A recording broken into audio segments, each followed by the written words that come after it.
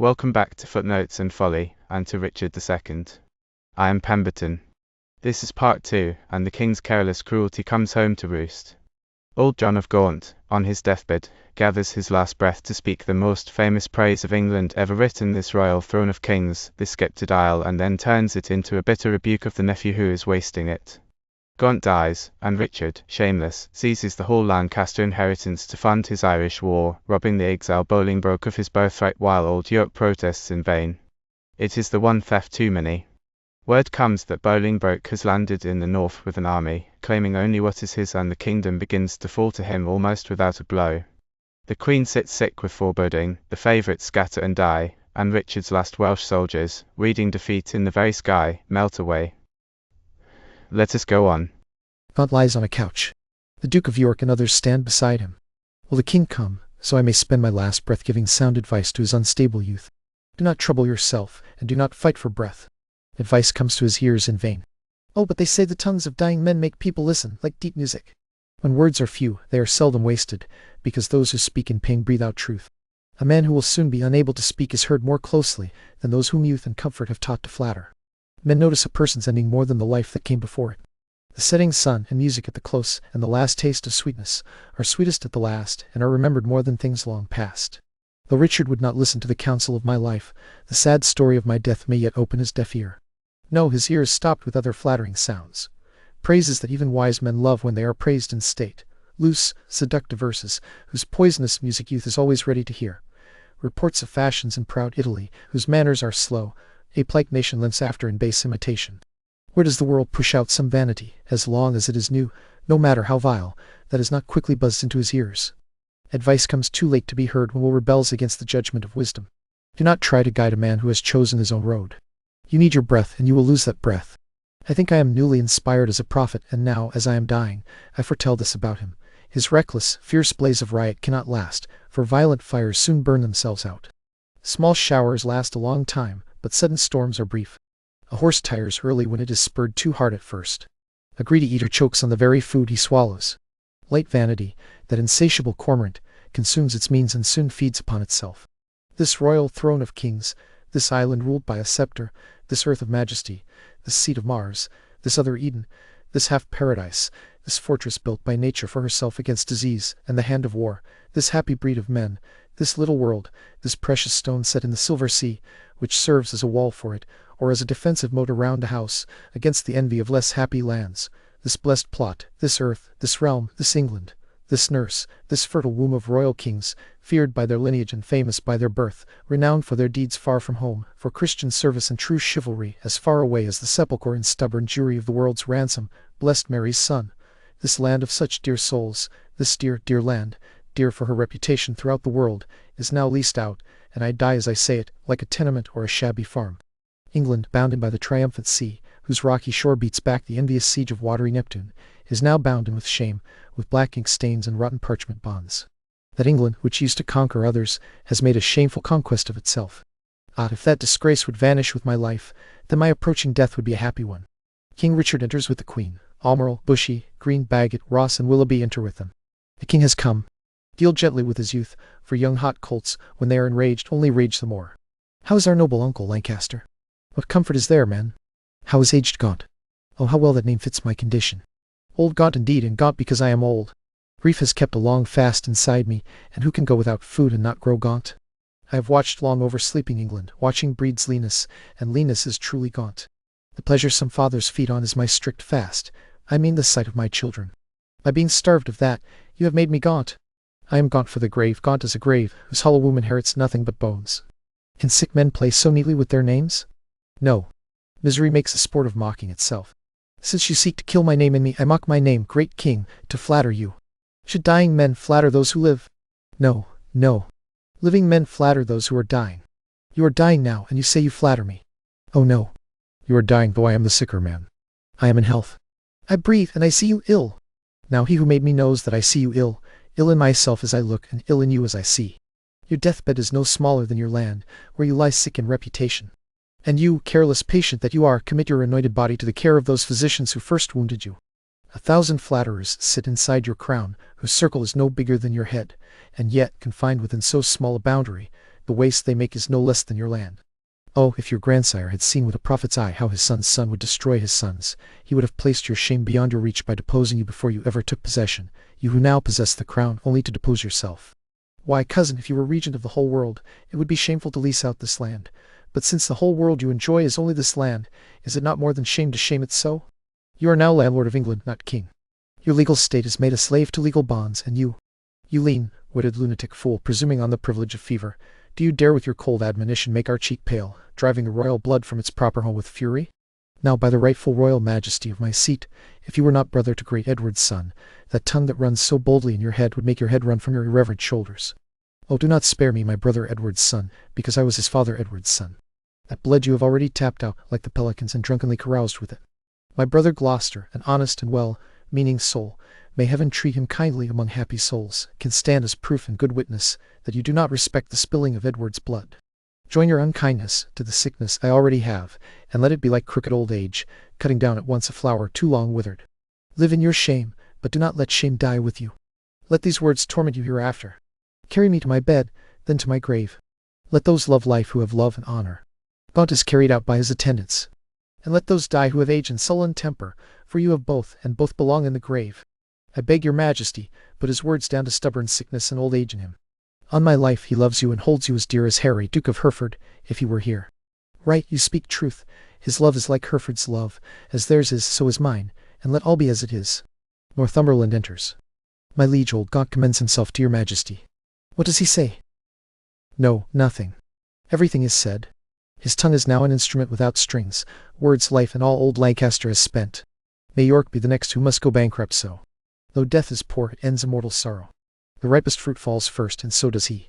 Time is spent, our own pilgrimage must go on. Enough of that. Now to our Irish wars. We must overthrow those rough, shaggy-headed kerns, who live like poison in a place where no poison but themselves is allowed to live. And because these great affairs require expense, for our assistance we seize for ourselves the plate, coin, revenues, and movable goods that our Uncle Gaunt possessed. How long must I keep being patient? Ah, how long must loyal duty make me endure wrong?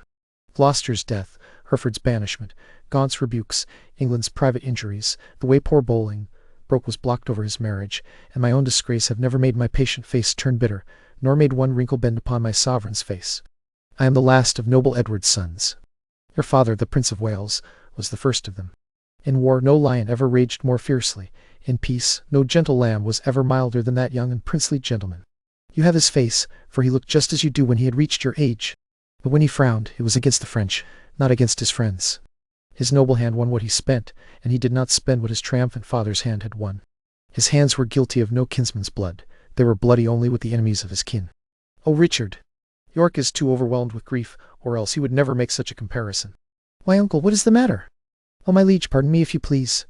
If not, I am content not to be pardoned. Do you mean to seize and clutch into your hands the royalties and rights of banished Hereford? Is Gaunt not dead?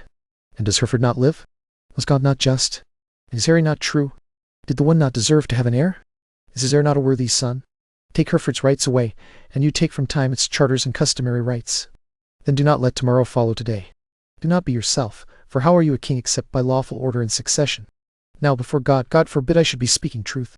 If you wrongfully seize Hereford's rights, cancel the letters patent he has for his attorneys, general to sue for the delivery of his inheritance, and deny the homage he offers you, then you pull 1,000 dangers onto your head, you lose 1,000 loyal hearts, and you drive my tender patience toward thoughts that honor and allegiance must not think. Think what you will. We seize into our hands his plate, his goods, his money, and his lands. I will not be present while this is done.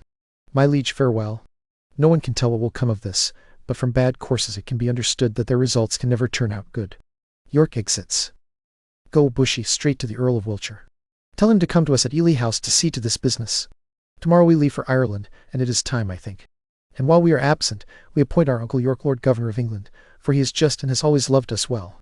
Come, my queen. Tomorrow we must part. Be cheerful, for the time we remain together is short. King Richard, the Queen Bushy, Almerle, Green, and Bagot exit. Well, lords, the Duke of Lancaster is dead. And alive too, for now his son is Duke. Only in title, not in income. Richly in both if justice had its right. My heart is full, but it must break in silence before it unloads itself through a free-speaking tongue. No, speak your mind. And let the man never speak again who repeats your words in order to harm you. Does what you want to say concern the Duke of Hereford? If it does, speak it out boldly, man. My ear is quick to hear anything good for him. There is no good I can do for him, unless you call it good to pity him, stripped and robbed of his inheritance. Now before God, it is shameful that such wrongs are endured by him, a royal prince, and by many more of noble blood in this declining land. The king is not himself, but is shamefully led by flatterers. Whatever they report, merely from hatred against any one of us, the king will harshly prosecute against us, our lives, our children, and our heirs. He has stripped the commons with grievous taxes, and completely lost their hearts. He has fined the nobles for old quarrels, and completely lost their hearts. And every day new demands for money are invented, blank charters, forced gifts, and I do not know what else. But in God's name, what becomes of all this money? Wars have not used it up, for he has not fought wars. Instead, he has shamefully given away by compromise what his ancestors won by blows. He has spent more in peace than they spent in war. The Earl of Wiltshire has the realm out on lease. He has become bankrupt, like a ruined man. Disgrace and collapse hang over him. He has no money for these Irish wars, despite all his burdensome taxation, except by robbing the banished duke, his noble kinsman. Most degenerate king. The lords, we hear this fearful storm singing, and yet we seek no shelter to avoid it. We see the wind bearing hard against our sails, and yet we do not lower them. Instead, we perish without concern. We see the very wreck we must suffer, and now the danger cannot be avoided because we have allowed the causes of our wreck to go on. Not so. Even through the hollow eyes of death, I see life peering out. But I dare not say how near the news of our comfort is. No, let us share your thoughts as you share ours. Be confident and speak Northumberland. We three are as one with you, and when you speak to us, your words are only thoughts. Therefore be bold. Then here it is. From Laporte Blanc, Abbé in Brittany, I have received intelligence that Harry Duke of Hereford, Reynold Lord Cobham, who lately broke away from the Duke of Exeter, his brother, the former Archbishop of Canterbury, Sir Thomas Erpingham, Sir John Ramsden, Sir John Norbury, Sir Robert Waterton, and Francis Coint, all well supplied by the Duke of Brittany with 8 strong ships and 3,000 fighting men, are coming here with all proper speed and soon intend to land on our northern shore. Perhaps they would already have done so, except that they are waiting for the king first to depart for Ireland. So if we mean to shake off our slavish yoke, mend our drooping country's broken wing, redeem the stained crown from pawn, wipe away the dust that hides the gold of our sceptre, and make high majesty look like itself again, then come with me at once to Ravensburg. But if you lose heart and are afraid to act, stay here and keep silent, and I will go myself. To horse, to horse! Press doubts on those who are afraid. Hold out my horse, and I will be there first. They exit. The Queen enters with Bushy and Bagot. Madam, your Majesty is too sad. When you parted from the king, you promised to set aside this life, damaging heaviness, and keep a cheerful spirit. I promised it to please the king. I cannot do it to please myself. Yet I know no reason why I should welcome such a guest as grief, except that I have said farewell to so sweet a guest as my sweet Richard. And yet I think some sorrow not yet born, but already ripe in fortune's womb, is coming toward me, and my inner soul trembles at nothing. It grieves over something more than my parting from my lord the king. Every real grief has 20 shadows that look like grief itself, but are not grief. Sorrow's eye, glazed over with blinding tears, splits one whole thing into many objects, like perspective pictures that, when looked at straight on, show only confusion, but when seen from an angle reveal a shape. So your sweet Majesty, looking crookedly at your lord's departure, finds more shapes of grief to mourn than the departure itself. If you look at it as it truly is, these are only shadows of what is not there. Then, most gracious Queen, do not weep for more than your lord's departure. Nothing more is visible, or if it seems visible, it is seen with sorrow's false eye, which weeps over imagined things as though they were true. It may be so, but still my inner soul persuades me otherwise. Whatever it is, I cannot help being sad, so deeply sad that when thought thinks, yet thinks on no thought, it makes me faint and shrink under a heavy nothing. It is nothing but imagination, my gracious lady. It is anything but nothing. Imagination is always born from some earlier grief. Mine is not like that, for nothing has given birth to this something grief of mine, or else something has the nothing that I grieve for. I possess it as something still to come, but what it is, since it is not yet known, I cannot name. It is nameless sorrow, I know that. Breen enters. God save your Majesty. And I am glad to meet you, gentlemen. I hope the king has not yet sailed for Ireland. Why do you hope so? It is better to hope he has, because his plans require haste, and his haste gives good hope. So why do you hope he has not sailed?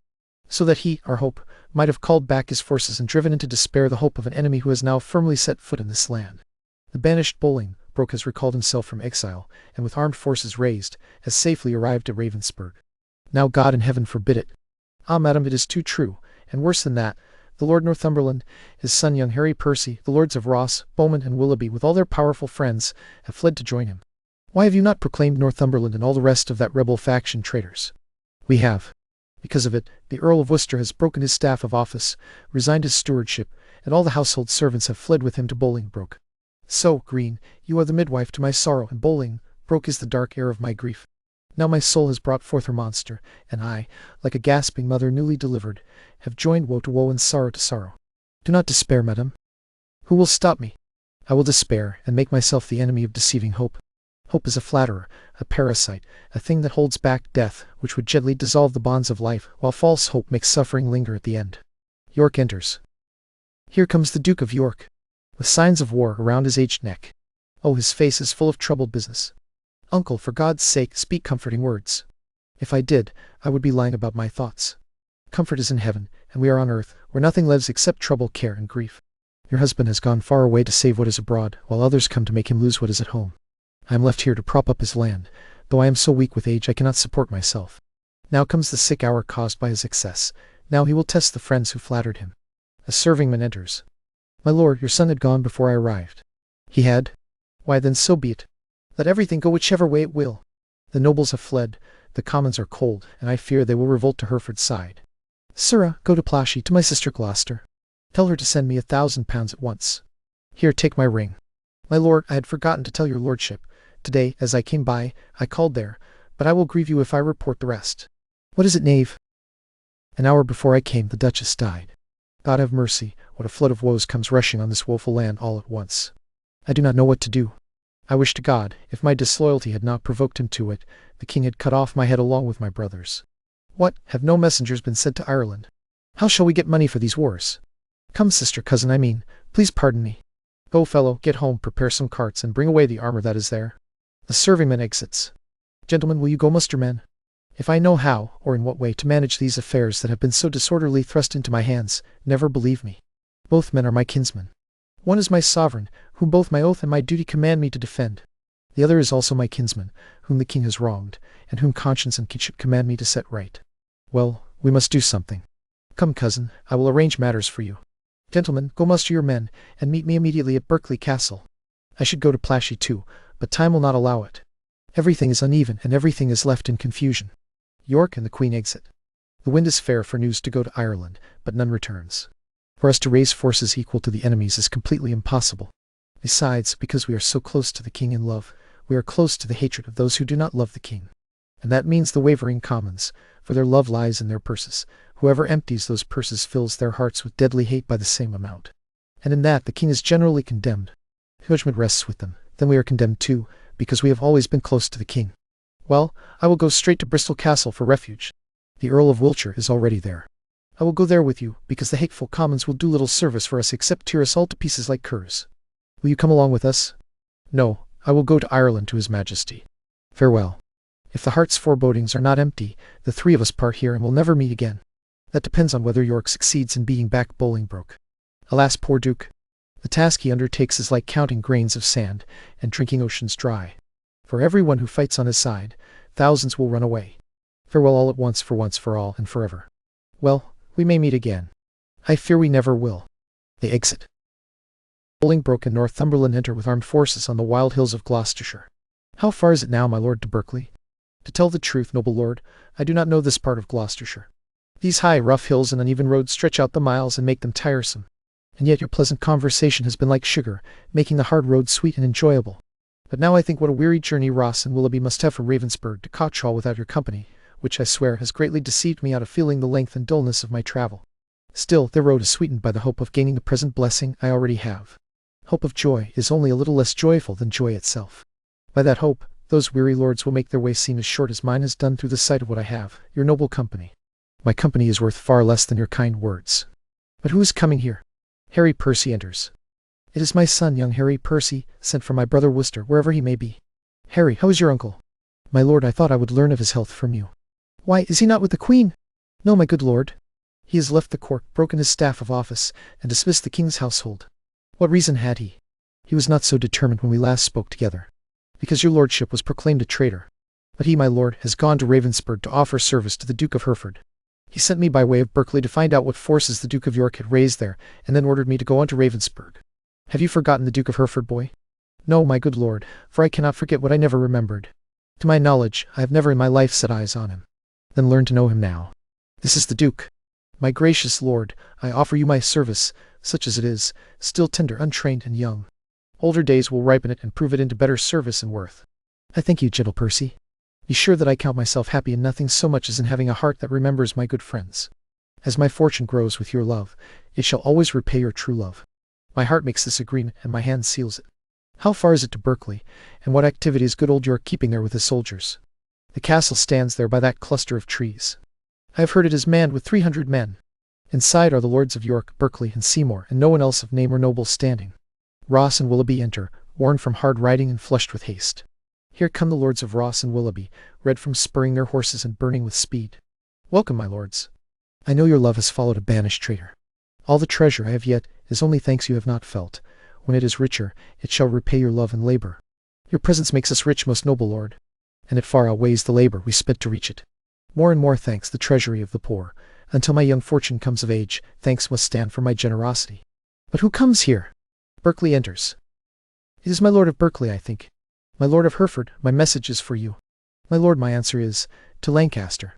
I have come to seek that name in England, and I must find that title on your tongue before I answer anything you say. Do not misunderstand me, my lord. I do not mean to scrape away any title from your honor. I come to you, my lord, by whatever lordship you choose, from the most gracious regent of this land, the Duke of York, to know what drives you to take advantage of this absent time and frighten our native peace with weapons raised by yourself. York enters with attendants. I will not need to send my words through you. Here comes his grace in person. My noble uncle. Bolingbroke kneels. Show me your humble heart, not your knee. Kneeling can pretend duty and lie. My gracious uncle. No, no. Do not grace me with grace, and do not uncle me with uncle. I am no traitor's uncle, and the word grace in an ungracious mouth is only profane. Why have those banished and forbidden legs dared even once to touch the dust of England's ground? More than that, why have they dared to march so many miles across her peaceful breast, frightening her pale, faced villages with war and the display of despised weapons? Do you come because the anointed king is away? Foolish boy, the king is left behind, and his power lies in my loyal heart. If I were now master of such hot youth as I had when brave Gaunt, your father, and I rescued the Black Prince, that young god of war among men, from the ranks of many thousand French, then how quickly this arm of mine, now imprisoned by palsy, would punish you and correct your fault. My gracious uncle, let me know my fault. What is its nature, and where does it lie? It is of the worst nature, open rebellion and hated treason. You are a banished man, and you have come here before your time of exile has expired in defiant arms against your sovereign. As I was banished Hereford, but as I come as Lancaster. Noble uncle, I beg your grace, look on my wrongs with an impartial eye. You are my father now, for in you I think I see old Gaunt alive. Then, my father, will you allow me to stand condemned as a wandering outcast, with my rights and royal privileges torn by force from my arms and given away to newly risen wasters? Why was I born? If my cousin king is king in England, then it must be granted that I am Duke of Lancaster. You have a son, Amal, my noble cousin. If you had died first, and he had been trampled down like this, he would have found his uncle Gaunt father, to raise up his injuries and hunt them to the end. I am refused permission to claim my inheritance here, though my letters patent allow me to do it. My father's goods have all been seized and sold, and these things and everything else have been wrongly used. What would you have me do? I am a subject, and I appeal to law. Lawyers are denied me, and therefore I come in person to lay claim to the inheritance that freely descends to me. The noble Duke has been far too much wronged. It is your grace's duty to set him right. Low men are made great by what belongs to him. My lords of England, let me tell you this, I have felt the weight of my cousin's wrongs and worked all I could to do him justice. But to come in this fashion, in defiant arms, to carve his own portion, and cut out his own road, to seek right by doing wrong, cannot be allowed. And you who support him in this way nourish rebellion, and are all rebels. The noble Duke has sworn that his coming is only to claim what is his own. For the right of that claim, we have all firmly sworn to aid him. May any man who breaks that oath never see joy. Well, well, I see where these arms will lead. I cannot mend it, I must confess, because my power is weak and badly supported. But if I could, by him who gave me life, I would arrest you all and make you bow to the sovereign mercy of the king. Since I cannot, let it be known to you that I remain neutral. So farewell, unless you please to enter the castle and rest there for this night. That is an offer, uncle, that we will accept. But we must persuade your grace to go with us to Bristol Castle, which they say is held by Bushy Bagot and their accomplices, the caterpillars of the Commonwealth, whom I have sworn to weed out and pluck away. It may be that I will go with you, but still I will pause, for I am unwilling to break our country's laws. Neither friends nor enemies, you are all welcome to me. Things past repair are now past my care. They all exit. In a camp in Wales, the Earl of Salisbury enters with a Welsh captain. My lord of Salisbury, we have waited 10 days, and have barely managed to keep our countrymen together, yet still we have heard no news from the king. So we will break up and leave. Farewell. Stay one more day, you faithful Welshmen. The king has placed all his trust in you. People think the king is dead. We will not stay. In our country, all the bay trees have withered, and meteors frighten the fixed stars of heaven.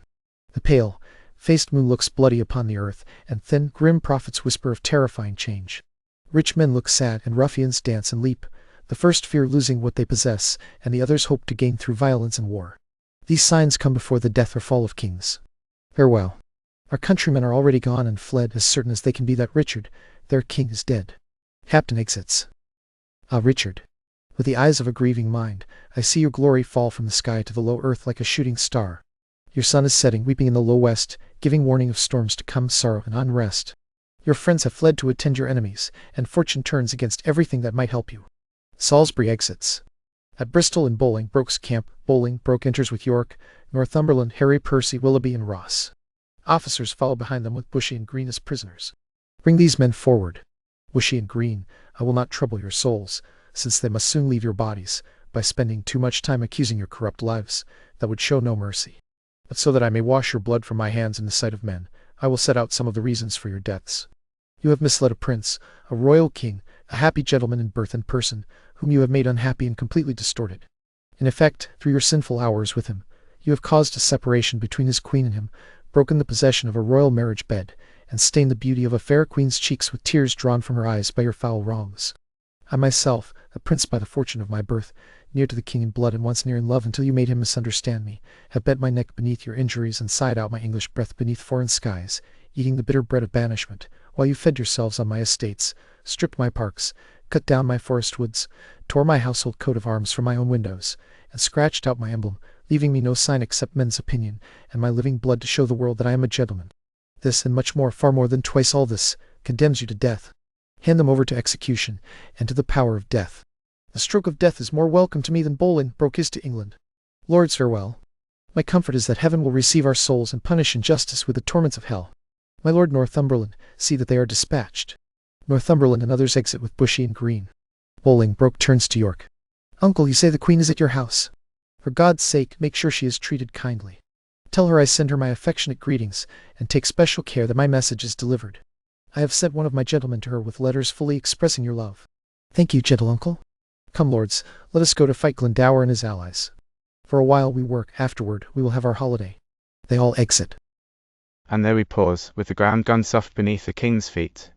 Gaunt is dead and robbed, his son Bolingbroke is loose in England with a growing army and a just grievance, and one by one the props of Richard's throne have given way, the favourites butchered at Bristol, old York turned reluctant caretaker and then yielding, the Welsh host scattered on a rumour, the Queen left to her dread.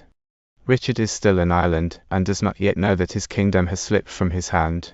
Next time, in Part 3, a king come home to nothing, a surrender at a castle gate, and a crown given up in tears. Mind the footnotes, and beware the folly.